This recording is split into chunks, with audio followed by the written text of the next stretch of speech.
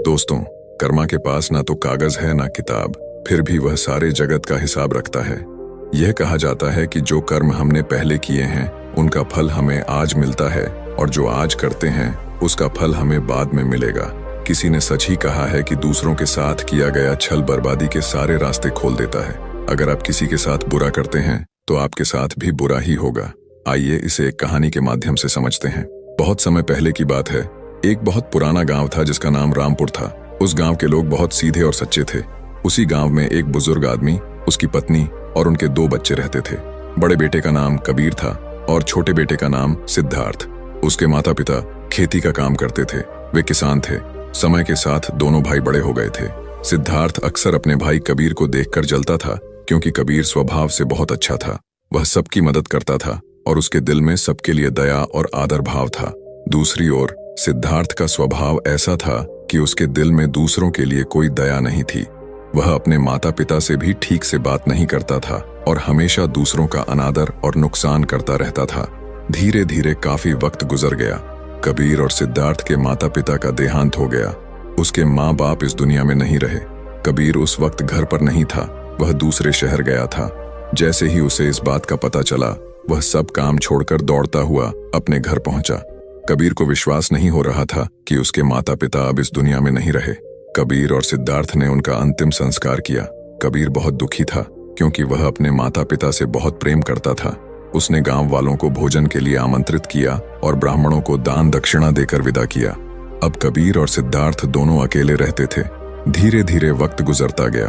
कबीर हर साल अपने माता पिता की बरसी पर ब्राह्मणों को भोजन कराता और दान देता। यह सब चीजें सिद्धार्थ को पसंद नहीं आती थीं। वह कबीर से बहुत ईर्ष्या करता था और उससे जलते रहता था। उस राज्य का राजा बहुत अच्छा था और वह सबकी मदद भी करता था। एक बार अपने माता पिता की बरसी पर कबीर ने राज्य के राजा को आदर सत्कार के साथ अपने घर बुलाया और राजा के सामने ब्राह्मणों और अपने सगे संबंधियों को खाना खिलाया। ब्राह्मणों को दान भी दिया ताकि उसके माता पिता स्वर्ग में अच्छे से खुश रह सकें। सिद्धार्थ वहां खड़ा था। राजा भोजन करने के बाद सिद्धार्थ के पास गए। सिद्धार्थ ने राजा को प्रणाम किया। तभी राजा ने सिद्धार्थ से पूछा, तुम्हारा भाई तुम्हारे माता पिता के लिए इतना कुछ करता है, तुम ऐसा क्यों नहीं करते हो? आखिर वह तुम्हारे भी माता पिता थे। क्या तुम्हें यह समझ नहीं आता कि तुम भी अपने माता पिता के लिए कुछ कर सकते हो? सिद्धार्थ ने राजा से कुछ नहीं कहा और चुपचाप वहां से चला गया। सिद्धार्थ को गुस्सा आ रहा था, क्योंकि राजा ने उसकी बेइज्जती की थी। अब कबीर सबकी नजरों में अच्छा बन गया था और राजा ने भी उसकी तारीफ की थी। सिद्धार्थ ने यह सब देखा और अपने अपमान का बदला लेने का सोचने लगा। 1-2 महीने बीत जाने के बाद एक रात सिद्धार्थ योजना बनाता है कि उसे किसी भी तरह से रास्ते से हटाना होगा। अगले दिन सिद्धार्थ ढोंग करना शुरू करता है और नगर के सामने जोर जोर से चीखने लगता है। वह यह दिखावा करता है कि उसके माता पिता के गुजर जाने के बाद वह बहुत अकेला और दुखी है। वह सब लोगों से कहता है, मेरे माँ बाप मेरे सपने में आए थे, वे स्वर्ग में खुश नहीं हैं। वे कह रहे थे कि कोई वहां जाकर उन्हें खाना बनाकर खिलाए और उनकी सेवा करे, तभी वे खुश रहेंगे। उन्होंने मुझसे कल रात सपने में कहा था कि मेरे भाई कबीर को मेरे पास भेज दो। वह उनकी बहुत सेवा करता है और उनके साथ बहुत खुश रहेंगे, तभी उनकी आत्मा को शांति मिलेगी। यह बात राजा तक पहुंच गई और राजा खुद वहां आते हैं। राजा ने ज्यादा सोचा नहीं और उसे लगा कि सिद्धार्थ सच कह रहा है। उन्होंने कहा, यह तो अच्छी बात है। कबीर को अपने माता पिता की सेवा करने का मौका मिल रहा है और मिलना भी चाहिए, लेकिन इसके लिए तो कबीर को मरना पड़ेगा। कबीर यह सब देख रहा था। उसे यह समझ आ गया था कि यह सब उसे फंसाने की चाल है, क्योंकि उसका भाई उससे नफरत करता है।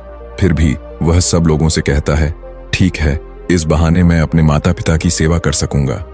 वह राजा से कहता है, महाराज, आप अगले दिन नदी किनारे एक नाव का बंदोबस्त कराएं। मैं नाव से कूदकर नदी में अपनी जान दे दूंगा और फिर स्वर्ग में जाकर अपने माँ बाप की सेवा करूंगा। राजा ने कहा, ठीक है, अगले दिन इन सभी चीजों की व्यवस्था कर दी जाएगी। सिद्धार्थ यह सब देखकर मन ही मन बहुत खुश था। अगले दिन कबीर ने जैसा राजा से कहा था, राजा ने नदी के किनारे एक नाव का बंदोबस्त कर दिया। राजा और सारे गांव वाले भी वहां आ गए थे। कबीर ने आखिरी बार उस गांव और सब लोगों को देखा, फिर नदी में कूद गया। सारे गांव वालों को पता चल गया कि कबीर अब इस दुनिया में नहीं है। अब वह स्वर्ग की ओर चला गया है अपने माता पिता की सेवा करने के लिए। सिद्धार्थ बहुत खुश था कि उसका इकलौता भाई अब दुनिया में नहीं रहा। जो भी जमीन और वसीयत है अब वह सब उसका है, वह इसका मालिक बन जाएगा। धीरे धीरे काफी दिन गुजर गए। एक दिन अचानक से राजा के दरबार के बाहर कबीर बैठा रो रहा था। राजा के सिपाहियों ने देखा कि कबीर वहां बैठा रो रहा था। पहले तो सब डर रहे थे उसके पास जाने से। फिर कुछ देर बाद सिपाही पूछते हैं, यह चमत्कार कैसे हुआ, तुम जिंदा कैसे हो? कबीर मौन रहा। फिर सिपाही उसे दरबार में ले जाते हैं। सिपाही कबीर को लेकर आ रहे थे। राजा उसे जिंदा देखकर बहुत आश्चर्यचकित थे। उन्होंने कबीर से पूछा। तब कबीर ने राजा को बताया, महाराज, मैं स्वर्ग में गया था। मैंने देखा कि मेरे माँ बाप अभी भी खुश नहीं हैं। वे मुझसे नाराज हो रहे थे और कह रहे थे कि तुम्हें तो खाना बनाना भी नहीं आता, तुम हमारी सेवा भी ठीक से नहीं कर सकते। तुमसे अच्छा तो सिद्धार्थ है जो तुमसे अच्छा खाना बना सकता है और हमारा ख्याल भी रखेगा। तुम जाओ और उसे भेज दो। राजा कहते हैं, अगर ऐसा है तो सिद्धार्थ को इसके लिए मरना पड़ेगा। राजा अपने कुछ सैनिकों को भेजते हैं और वे सिद्धार्थ के पास जाते हैं और कहते हैं कि महाराज ने तुम्हें राज दरबार में बुलाया है। सिद्धार्थ उनके साथ आ जाता है। राज दरबार में पहुंचकर सिद्धार्थ ने देखा कि उसका भाई कबीर वहीं मौजूद था। उसे देखकर वह आश्चर्यचकित था। राजा ने उसे सारी बातें बता दी और कहा, तुम्हारे भाई ने माता पिता के लिए इतना त्याग किया है, अब तुम्हारी बारी है। तुम्हारे माता पिता चाहते हैं कि तुम उनकी अच्छे से सेवा करो। राजा उससे कहते हैं, क्या तुम उनके लिए ऐसा कुछ नहीं कर सकते? सिद्धार्थ अगर कुछ बोलता तो उसकी योजना के बारे में पता चल जाता, इसलिए उसे ना चाहते हुए भी यह सब करना पड़ा। अगले दिन फिर से सारी तैयारी की जाती है। कुछ देर बाद सिद्धार्थ घर आ जाता है और सोचता है, मैं वहां जाऊंगा ही नहीं। अगर मैंने ऐसा किया तो वे सच में मुझे मार देंगे। आज रात को ही मैं गांव छोड़कर कहीं चला जाऊंगा।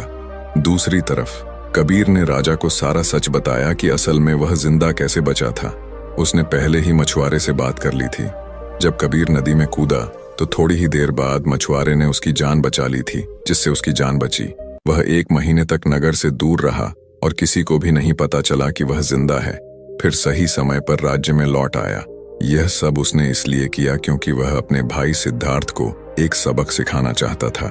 इधर सिद्धार्थ शहर छोड़कर जाने की योजना बना चुका था। अपने योजना के अनुसार वह रात के अंधेरे में ही घर छोड़कर भाग जाता है। वह घर छोड़कर कुछ दूर गया ही था कि तभी राजा के कुछ सैनिकों की नजर उस पर पड़ती है और उसे रोकने का प्रयत्न करते हैं। सिद्धार्थ और सैनिकों के बीच हाथापाई और लड़ाई शुरू हो जाती है।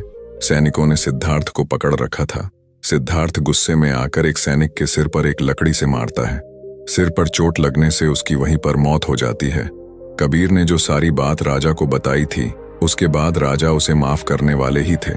लेकिन जैसे ही राजा को यह बात मालूम पड़ती है कि सिद्धार्थ गांव से भाग रहा था और उसने एक सैनिक की हत्या कर दी है, यह सारी बातें जब राजा को पता चलती हैं तो अब वे सिद्धार्थ पर और गुस्सा हो जाते हैं और क्रोध में आकर उसे मृत्युदंड का आदेश देते हैं।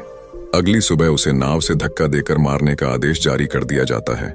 उस आखिरी समय पर सिद्धार्थ को अपनी गलती का एहसास होता है कि जिंदगी के अंतिम वक्त में भी उसने लोगों का बुरा ही किया। वह रो रहा था।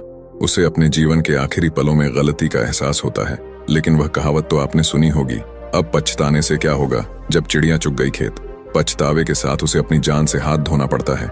दोस्तों, कर्मों का फल ऐसा ही होता है, जैसी करनी वैसी भरनी। बुरे इंसान को आखिर तक सही और गलत की पहचान नहीं होती। जिंदगी ऐसे ही नहीं चलती। जिंदगी समझने की चीज है जिसे हर व्यक्ति को समझनी चाहिए। मनुष्य के द्वारा किए जाने वाले सभी कर्म उसके विचारों से बनते हैं। हमारी सकारात्मक या नकारात्मक सोच विचारों को जन्म देती है और वही विचार कर्म बनाते हैं।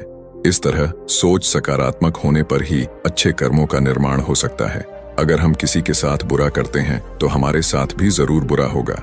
जब आप दूसरों के लिए अच्छा करते हो तो बदले में हमारे साथ भी अच्छा होता है। यह भी हो सकता है उस वक्त हमारे साथ कुछ बुरा ना भी हो, लेकिन कभी ना कभी इसका हर्जाना हमें भुगतना ही पड़ता है। इसलिए हमें किसी के साथ बुरा करने का कोई अधिकार नहीं है, क्योंकि कर्मों का फल कभी ना कभी मिलता जरूर है।